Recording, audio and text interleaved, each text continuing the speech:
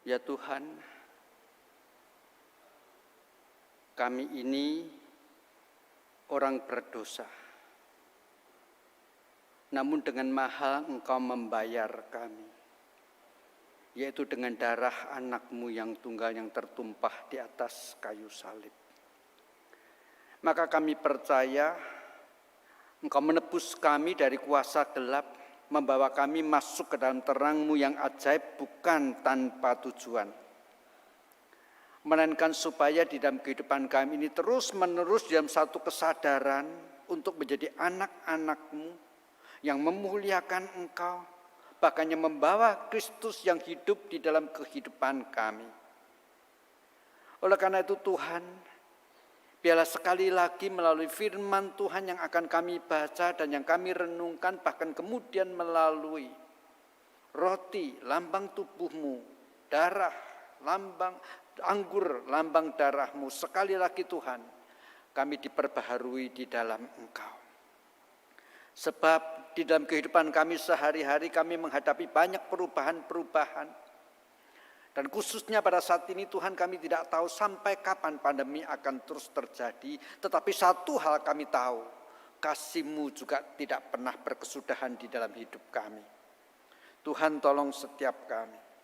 Lembutkan hati dan pikiran kami Tuhan, supaya firman Tuhan boleh menjadi seperti benih yang tertabur di tanah yang baik dan menghasilkan buah yang berlipat ganda. Kami berdoa memohon ya Tuhan, di dalam nama Tuhan kami, Yesus Kristus. Amin. Jemaat dipersilahkan duduk. Hari ini kita akan bersama-sama merenungkan satu tema, yaitu melakukan pekerjaan yang baik. Maksudnya yang Bapak persiapkan untuk setiap kita. Bagian firman Tuhan untuk menguraikan bagian ini terambil daripada Efesus pasal 4 mulai ayat 25 sampai dengan ayat yang ke-32. Namun sebelum kita membaca bagian itu, saya justru akan memberikan uraian secara cukup detail ya, bukan singkat ya. Keseluruhan daripada surat Efesus ini, bahkan kemudian kita mencoba membangun atau melihat gambaran keseluruhan daripada surat Efesus, supaya pada setiap kali kita membaca ayat demi ayat daripada surat Efesus tidak lepas daripada kerangka ini, dan itu menjadi lebih mudah untuk kita pahami.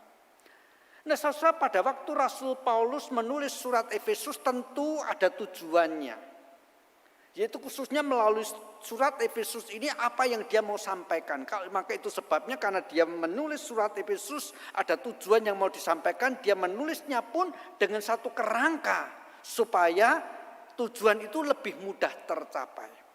Maka dalam pemahaman seperti ini, dalam surat Efesus itu ada berkali-kali memang muncul kata karena itu, atau itu sebabnya. Tetapi paling tidak di antara banyak kata-kata karena itu sebabnya, itu ada 7 kata karena itu yang memang ditulis oleh Rasul Paulus seolah-olah menjadi semacam pilar atau kerangka yang membangun seluruh struktur dan konsep daripada surat Efesus. Ketujuh kata karena itu kita akan baca satu persatu terlebih dahulu sebelum kita nanti masuk di dalam detailnya. Yaitu yang pertama di dalam pasal pertama ayat 15. Demikian bunyinya. Karena itu, setelah aku mendengar tentang imanmu dalam Tuhan Yesus dan tentang kasih-Mu terhadap semua orang kudus. Ya, lihat, perhatikan, karena itu bla bla bla. Itu karena itu yang pertama yang menjadi seperti pilar untuk membangun. Yang kedua pasal 2 ayat 11.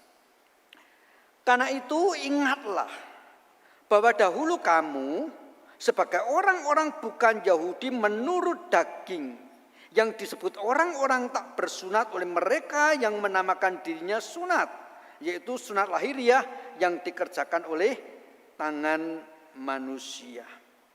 Yang ketiga yaitu pasal 3 ayat pertama. Demikian bunyinya. Itulah sebabnya atau karena itu aku ini Paulus, orang yang dipenjarakan karena Kristus Yesus, untuk kamu orang-orang yang tidak mengenal Allah. Yang keempat kita melihat pasal 3 ayat 14.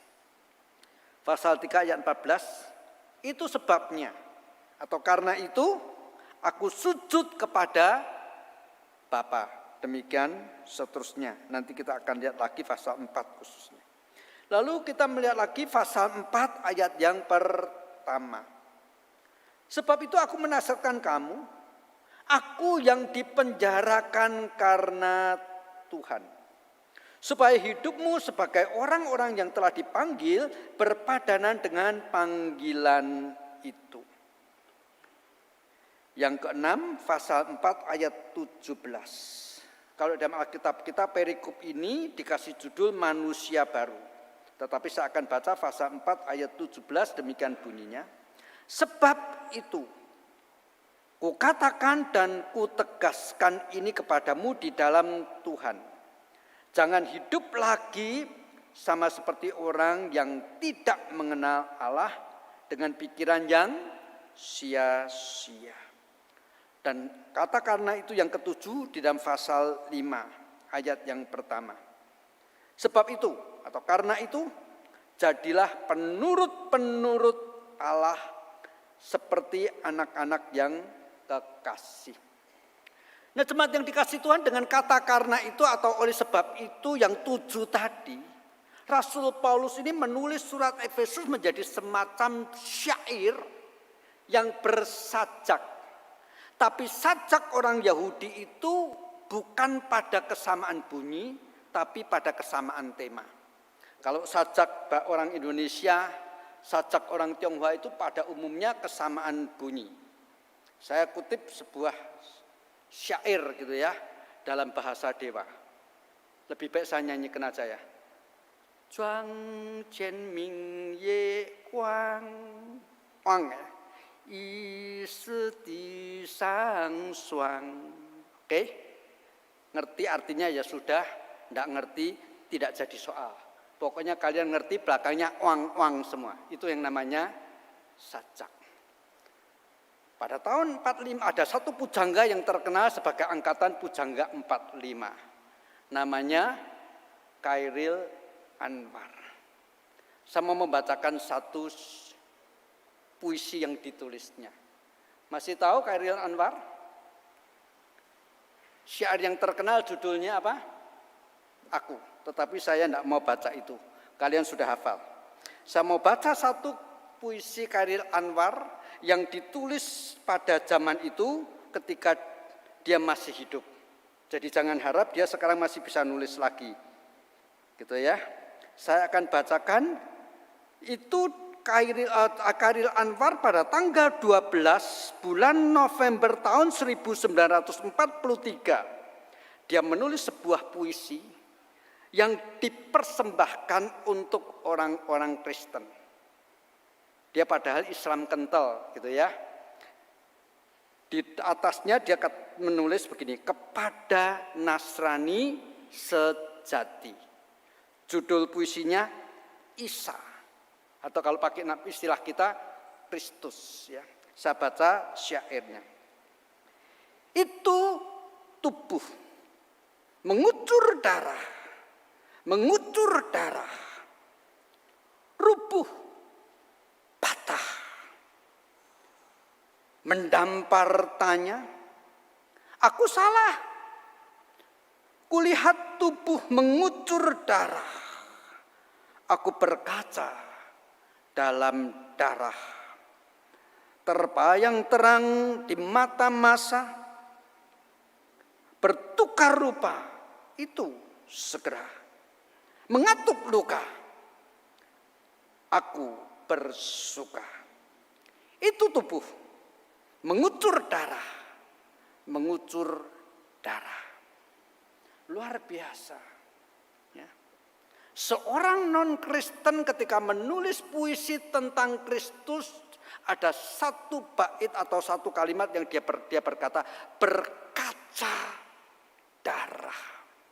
Seolah-olah dia meminta orang-orang Kristen setiap kali berdiri di hadapan salib Kristus, seolah-olah membayangkan darahnya terkucur bagaikan cermin Yang membawa kita melihat masa lalu kita, orang-orang berdosa yang hidup di dalam kegelapan. Berkaca darah, mengatup luka. Artinya apa? Karena darah Kristus, luka-luka kita disembuhkan. Lalu dilanjutkan dengan satu penegasan. Aku bersuka. Suka karena apa? Karena luka-luka kita tertutup oleh darah yang tercurah di atas kayu salib. Tetapi itulah syair. Kalau kita perhatikan tadi, temanya ke sana semua. Ya kan? Itu namanya sajak. Tetapi sajak atau syair orang Yahudi itu kesamaannya seringkali pada temanya. Ketika syair seorang Yahudi, sajaknya itu pada tema, maka syair itu disebut kiasem atau kiasme. Dan rupanya surat Efesus ditulis oleh Rasul Paulus menjadi semacam syair kiasem itu tadi. Kesamaan tema. Dan biasanya kiasem seperti ini ada satu pokok tema, lalu ke samping dan ke samping kanan atau ke samping kiri, atau kalau saya tulisnya temanya pusatnya di tengah, maka ke atas dan ke bawah itu pinggir, temanya selalu berulang dan sama. Mari sekarang kita lihat tema daripada atau struktur daripada kiasem yang ada di dalam surat Efesus. Ini sebuah macam syair yang begitu panjang gitu ya, tetapi temanya. Nah, saya akan mulai dari pasal 3 ayat 14 sampai 21. Oke? Saya baca lagi. Itu dalam pasal 3 ayat 14, saya akan baca sekarang beberapa ayat supaya kita bisa memahami. Ini pokok atau pusat daripada tema di dalam surat Efesus. Itulah sebabnya aku sujud kepada Bapa, yang daripadanya semua turunan yang di dalam surga dan di atas bumi menerima namanya. Aku berdoa supaya ia menurut kekayaan kemuliaannya menguatkan dan meneguhkan kamu oleh rohnya di dalam batinmu, sehingga oleh imanmu Kristus diam di dalam hatimu dan kamu berakar serta berdasar di dalam kasih. Aku berdoa supaya kamu bersama-sama dengan segala orang kudus dapat memahami betapa besar dan betapa lebarnya dan panjangnya dan tingginya dan dalamnya kasih Kristus. Ini pusat daripada surat Efesus yang kalau saya mau kasih tema itu adalah ibadah kepada Allah Tritunggal. Itu sebabnya dalam ayat 14 sampai dengan ayat yang tadi saya baca menyinggung soal Bapa, menyinggung soal Roh Kudus, menyinggung soal Kristus. Ibadah yang sejati adalah kepada Allah Tritunggal. Ada orang-orang yang menyembah Allah, tetapi penyembahan Allah di luar Kristus, penyembahan Allah di luar Roh Kudus, ini bukan penyembahan yang sejati. Ini pusat daripada surat Efesus. Ini ada di dalam bagian karena itu yang keempat. Kan ada karena itu 7 kan ya, maka yang keempat itu kan yang di tengah-tengah. Nah, sekarang saya akan justru bahas yang bagian C yang di atas. Saya kasih warna merah karena C yang di atas yang warna merah dan C yang di bawah yang warna merah juga itu sebetulnya topik atau temanya sama. Itu sebabnya dikatakan kiasme tadi. Saya baca lagi C bagian yang di atas dulu, berarti karena itu yang ketiga. Itu pasal 3 ayat yang pertama. Saya baca pasal 3 ayat yang pertama.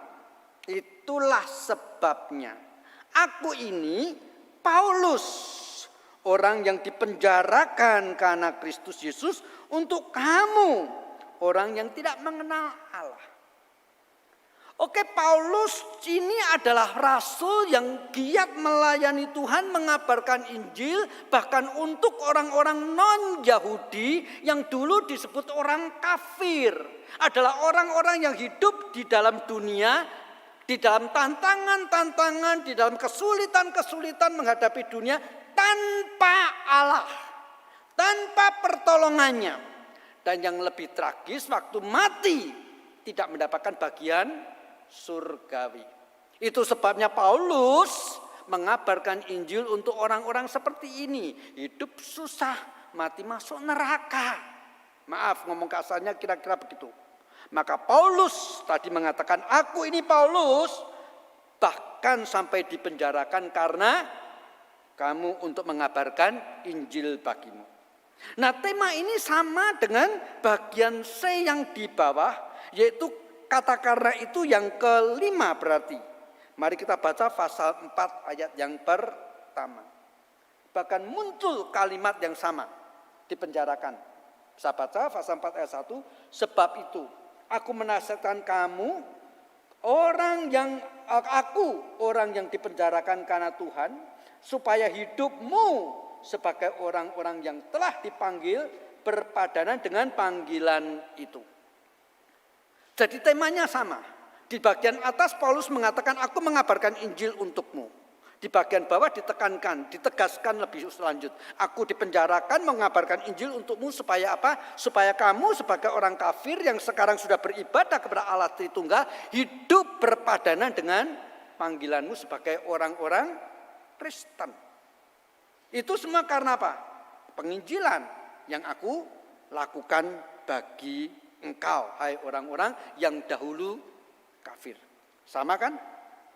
Sekarang kita lihat bagian yang di B yang di atas, yang warna biru. Itu adalah pasal 2, ayat 1 sampai 22. Ya, saya baca khususnya karena itu tuh menekankan yang di dalam ayat 11 tadi. Karena itu ingatlah bahwa kamu dahulu sebagai orang-orang bukan Yahudi. Berbicara tentang manusia lama yang dulu bukan orang Yahudi, yang tadi saya katakan hidup susah, mati masuk neraka. Tetapi di dalam Kristus juga karena sudah beribadah kepada Allah Tritunggal, sekarang Roh Kudus itu diam di dalamnya, menjadi bait Allah. Menjadi tempat kediaman daripada Roh Allah. Itu adalah pasal 2, mulai ayat 1 sampai 22. Berbicara tentang manusia yang non-Yahudi, tetapi di dalamnya Roh Kudus berkenan diam. Sekarang kita lihat bagian B yang di bawah. Bagian B yang di bawah itu pasal 4 ayat 17. Sebab itu, ku katakan dan ku tegaskan kepadamu di dalam Tuhan, jangan hidup lagi seperti orang yang tidak mengenal Allah.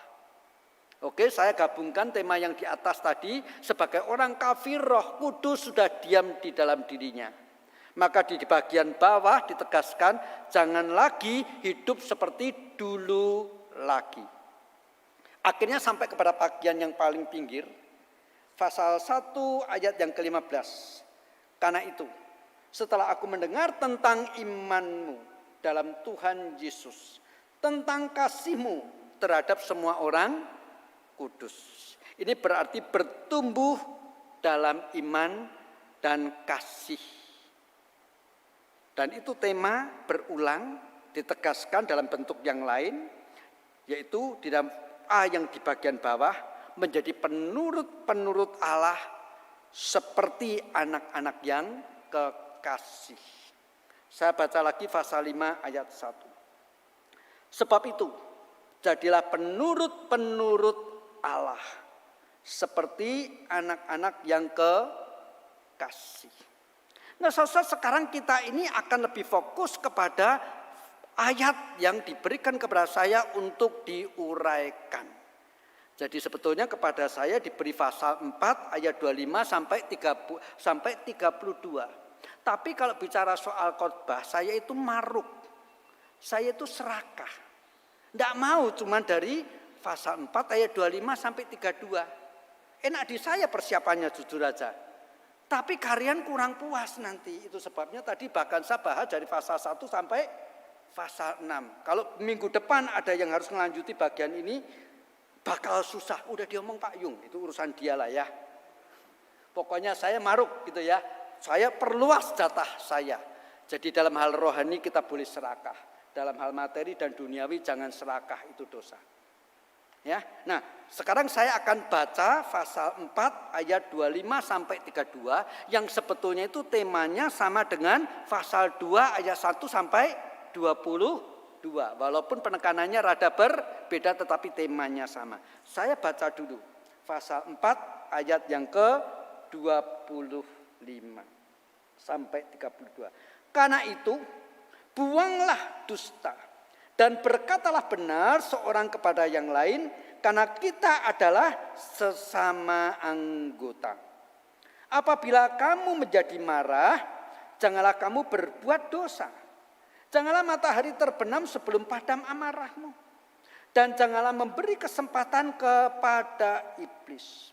Orang yang mencuri, janganlah ia mencuri lagi. Tetapi baiklah ia bekerja keras dan melakukan pekerjaan yang baik dengan tangannya sendiri, supaya ia dapat membagikan sesuatu kepada orang yang berkekurangan. Janganlah ada perkataan kotor keluar dari mulutmu, tetapi pakailah perkataan yang baik untuk membangun, di mana perlu supaya mereka yang mendengar beroleh kasih karunia. Dan janganlah kamu mendukakan Roh Kudus Allah yang telah memeteraikan kamu menjelang hari penyelamatan. Segala kepahitan, kegeraman, kemarahan, pertikaian, dan fitnah hendaklah dibuang dari antara kamu, demikian pula segala kejahatan. Tetapi hendaklah kamu ramah seorang terhadap yang lain, penuh kasih mesra, dan saling mengampuni sebagaimana Allah di dalam Kristus telah mengampuni kamu. Terhadap perikop ini diberi tema supaya disampaikan di dalam khotbah ini, pekerjaan yang baik. Saya sangat setuju sekali dengan tema itu. Sekarang kita bandingkan dengan pasal 2 ayat yang ke-10. Itu sama-sama di dalam wilayah biru, ya. Tampilannya sudah hilang. Ya memang lebih baik lihat saya yang ganteng daripada tampilan yang tulisan-tulisan gitu sih ya. Sudah difoto belum? Nanti kalau mau difoto silahkan ditampilin lagi supaya teman-teman yang mau simpan tampilan itu boleh ya. Tetapi sekarang saya baca dulu pasal 2 ayat yang ke-10, demikian bunyinya. Oke, tolong ditampilin ya. Pasal 2 ayat 10, karena kita ini buatan Allah, diciptakan dalam Kristus Yesus untuk melakukan pekerjaan baik yang dipersiapkan Allah sebelumnya. Roh Kudus diam di dalam diri kita. Dulu kita orang berdosa. Kenapa Roh Kudus diam di dalam diri kita? Supaya kita melakukan pekerjaan baik yang dipersiapkan Allah sebelumnya. Oke? Sekarang apa itu perbuatan baik yang disiapkan oleh Allah sebelumnya? Itu dijelaskan dengan lebih detail di dalam pasal 4 ayat 25 sampai 32 itu. Karena itu, ya kan? Dikatakan apa tadi? Karena itu, ya. Buanglah dusta, berkatalah benar, bla bla bla.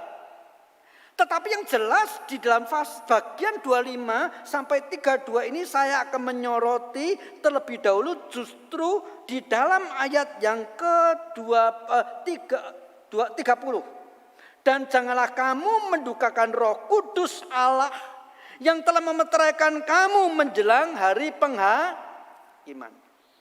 Jadi Roh Kudus yang diam di dalam diri kita itu dalam pasal 2. Itu dijelaskan itu memeteraikan kita menjelang hari penghakiman. Dan oleh karena Roh Kudus diam di dalam diri kita, kita jangan mendukakan. Sebab Roh Kudus ini menolong kita untuk melakukan pekerjaan baik yang dipersiapkan Allah sebelumnya. Apa itu pekerjaan baik yang Tuhan minta? Meninggalkan manusia kita yang lama menjadi manusia baru dan menjadi penurut-penurut Allah. Jemaat yang dikasihi Tuhan, tidak salah jikalau seringkali kita menganggap pekerjaan baik itu dipersempit di dalam wilayah kehidupan dan aktivitas gerejani. Oh, apa itu pekerjaan baik? Ya, karena bisa nyanyi daripada nyanyi di karaoke, mending jadi singer. Ya karena bisa berkhotbah, ya berkhotbah daripada jualan obat di kaki lima, misalnya begitu. Oh betul, itu pelayanan-pelayanan, aktivitas-aktivitas di dalam gereja itu pekerjaan baik semua. Tetapi sebetulnya Efesus mau berbicara tentang pekerjaan baik itu bicara soal apa? Terus menerus kita meninggalkan manusia kita yang lama dan mengenakan manusia yang baru. Kenapa saya katakan demikian? Karena maaf kata. Ada banyak orang Kristen tetapi di sini kelihatannya tidak sih ya. Sambil melayani, waktu di gereja manusia baru yang dipakai. Tapi begitu keluar dari gedung gereja, manusia lamanya dipakai lagi. Jadi ini luar biasa, dalam tanda kutip lebih hebat daripada Kristus. Kenapa saya katakan lebih hebat daripada Kristus? Kristus itu cuma mati satu kali, lalu bangkit satu kali. Orang Kristen tiap minggu mati. Sebelum masuk gereja, hidupku bukannya aku lagi, tapi Kristus yang hidup di dalam aku. Dia mematikan manusianya yang lama. Di gereja kelihatan kayak malaikat. Begitu keluar dari gereja, bangkit lagi manusia lamanya. Itu tiap minggu, berarti itu sebabnya saya katakan lebih hebat dari Kristus ya. Kristus cuma mati sekali, bangkit satu kali. Orang Kristen bangkit dan mati tiap minggu, luar biasa. Maka dia menjadi dua manusia yang berbeda. Orang seperti ini mendukakan Roh Kudus Allah. Prinsipnya sebetulnya kalau kita lihat di dalam bagian ini saya tidak akan sebutkan detail satu persatu kata-kata, jangan menipu, jangan mencuri, bla bla bla. Tetapi sebetulnya itu mau digambarkan satu kontras. Perhatikan, orang-orang yang hidup dan tidak mendukakan Roh Kudus, yang mau menjadi penurut Allah karena sudah beribadah kepada Allah Tritunggal, itu dikatakan misalnya tadi begini, jangan mencuri. Tetapi bekerjalah dengan berjerih lelah sehingga kamu dapat akhirnya melalui hasilmu menolong orang-orang yang berkekurangan. Perhatikan, kontras bukan? Dari dulu manusia lama mengambil milik orang, itu namanya mencuri. Sekarang di dalam manusia baru Kristus Yesus bekerja, bukan stop sampai kemudian setelah bekerja untuk dinikmati. Tetapi diberikan kepada orang-orang yang berkekurangan. Itu kontras selalu begitu yang terjadi. Jangan kamu dengan maki-makian, dengan kata-kata yang kotor, dengan kata-kata yang membuat orang jadi kehilangan harga diri, menjadi minder. Tetapi dengan kata-kata yang baik, yang ramah, yang penuh kasih, membangun seseorang. Kontras bukan? Maki-makian selalu menghancurkan pribadi seseorang. Kata-kata yang baik, yang penuh kasih selalu membangun. Kontras. Tetapi prinsipnya saudara, kalau kita mau menjadi orang Kristen yang sensitif, yang tadi saya kutip dengan kalimatnya Khairil Anwar, berkaca dalam padak darah. Ya. Di hadapan Kristus artinya begini. Kita ini setiap kali membaca firman Tuhan harus pandai-pandai mengaplikasikan apa yang firman Tuhan sedang kita baca dengan kehidupan pribadi kita. Kenapa saya katakan demikian? Kalau kita tidak berkaca pada darah Kristus. Waktu kita baca bagian ini misalnya begini. Saya baca yang ayat 25 tadi ya. Karena itu buanglah dusta. Oh ini bukan aku. Aku orangnya tuh belak-belakan, tidak suka nyindir. A ya A, B ya B. Bukan aku, puji Tuhan. Jangan mencuri, oh juga bukan aku.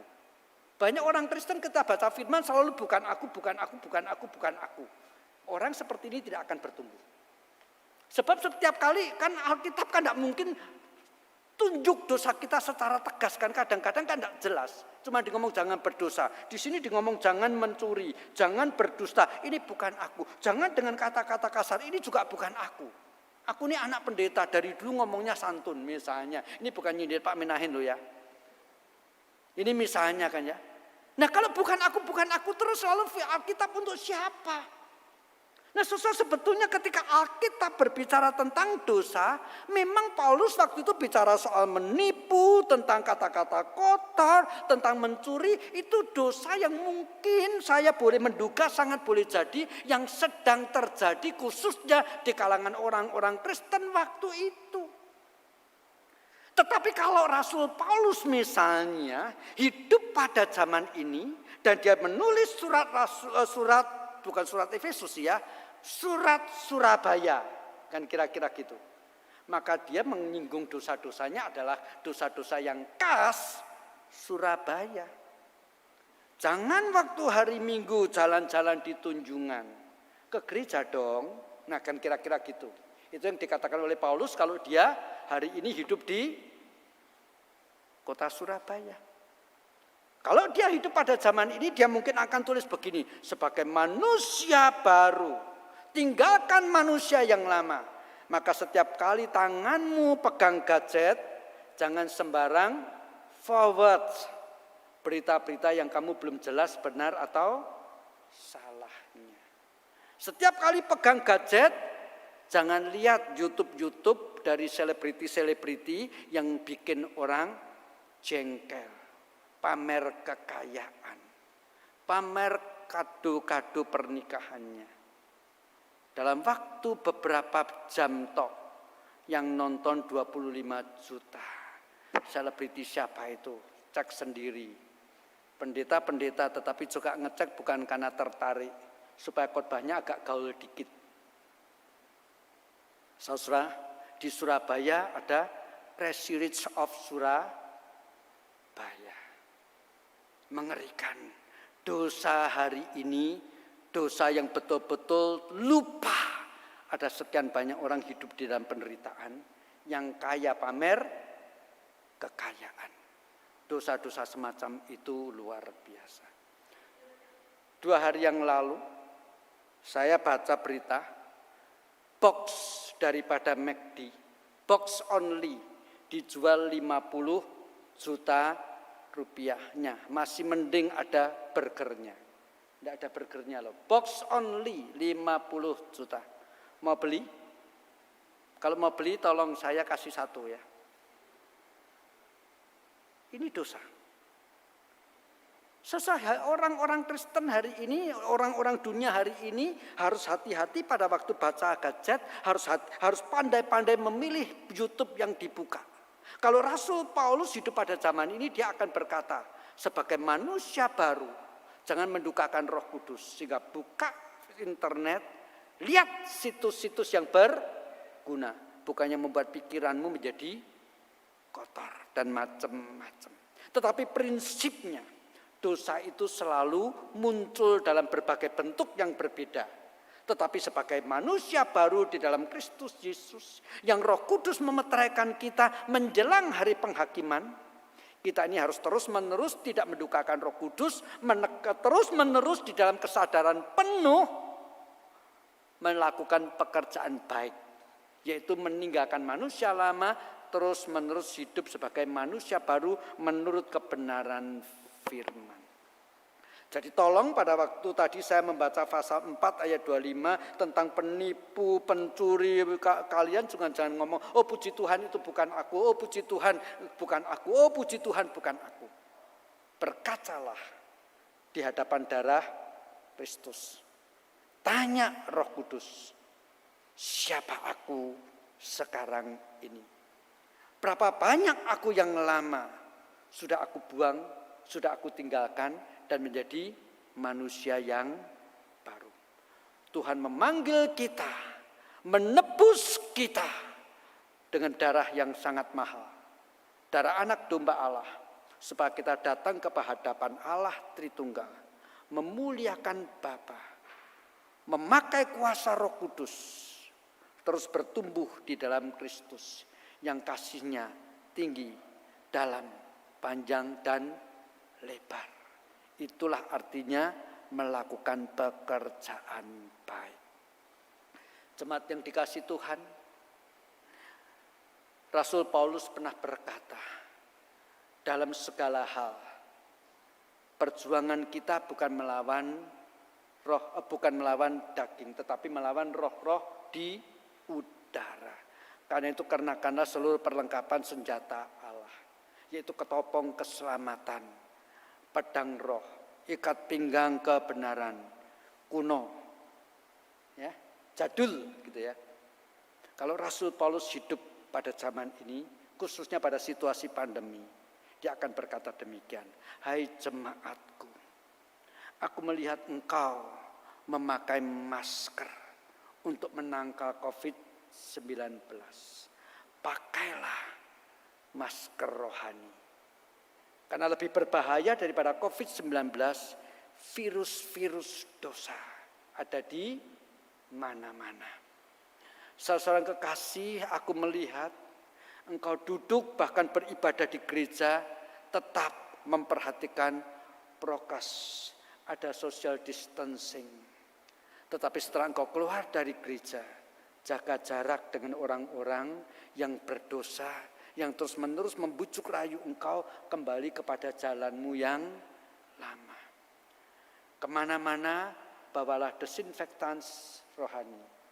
Sebab ketika kamu tanpa sadar sudah berbuat sesuatu, cepat-cepat membersihkan tangan. Itu kalau Paulus hidup pada zaman ini. Enggak percaya, tanya dia. Tetapi biarlah itu yang menjadi tekad setiap kita. Tuhan, aku sebagai orang Kristen harus bertanggung jawab memakai masker. Supaya kalau aku pun OTG tidak menularin orang lain walaupun aku tanpa gejala. Tetapi seringkali Tuhan, saya lupa untuk memakai masker rohani. Terhadap virus COVID saya berjaga-jaga. Tetapi saya kurang hati-hati terhadap dosa-dosa yang bertebaran di sekitarnya. Itulah firman Tuhan. Itulah kehidupan kita. Bahwa kita ini beribadah kepada Allah Tritunggal. Oleh karena pemberitaan para rasul-rasul. Roh Kudus sudah diam di dalam diri kita. Maka itu sebabnya jangan dukakan Roh Kudus Allah. Bertumbuhlah dalam iman dan kasih kepada Kristus. Itulah yang menjadi artinya penurut firman seperti anak-anak yang kekasih. Kiranya firman Tuhan menjadi berkat bagi setiap kita. Silahkan mau foto-foto, selipkan, selipkan di surat Efesus. Setiap kali baca itu, mau baca Efesus, baca dulu struktur ini, maka detail-detailnya akan kelihatan, temanya mengarah ke sana. Mari kita bersama-sama masuk di dalam doa. Tuhan benar. Di sekitar kami ada banyak hal yang menakutkan. Bahkan di gadget kami yang ada aplikasi Alkitab dari gadget yang sama, kalau kami tidak hati-hati, kita bisa melihat banyak hal yang sangat menjijikkan, yang tidak berkenan kepada Engkau. Tuhan, ini kami semua. Kami hidup di dalam dunia yang terus-menerus sebetulnya ada di dalam dosa, dan dosa muncul dalam bentuk-bentuk yang berbeda. Khususnya untuk orang-orang di Indonesia akhir-akhir ini ya Tuhan. Muncul satu gejala. Selebriti tertentu menjadi YouTuber yang mengupload rekaman-rekaman yang membuat orang yang melihatnya menjadi iri. Orang-orang yang miskin menjadi sakit hati. Itu merusak mental bangsa. Tuhan, ajarkan kepada kami sebagai orang-orang Kristen hidup dalam situasi seperti ini terus-menerus berkata, Tuhan, aku mau hidup menyukakan Roh Kudus Allah yang diam, yang memeteraikan kami, supaya kami terus-menerus melakukan pekerjaan baik, yaitu meninggalkan manusia kami yang lama, untuk terus-menerus diperbaharui seturut dengan kebenaran firman. Kami percaya ini bukan hal yang mudah, tetapi bergantung pada kekuatan dan pertolongan Roh Kudus, kami boleh menjadi anak-anak yang penurut firman dan yang menyukakan Tuhan. Menjadi anak-anak kekasih-Mu. Ini Tuhan, sekali lagi sebelum kami datang untuk menerima roti dan anggur sebagai lambang tubuh dan darah Kristus. Kami mau berkaca, kami mau introspeksi, sesungguhnya siapa kami sekarang ini di hadapan Engkau, sekalipun kami adalah anak-anak-Mu. Kami takut, kami khawatir, kami sebagai anak, tapi hidup di dalam manusia lama. Ampunilah kami Tuhan. Kami berdoa memohon dan bahkan mengembalikan segala kemuliaan kepada Allah Tritunggal di dalam nama Tuhan kami, Yesus Kristus. Amin.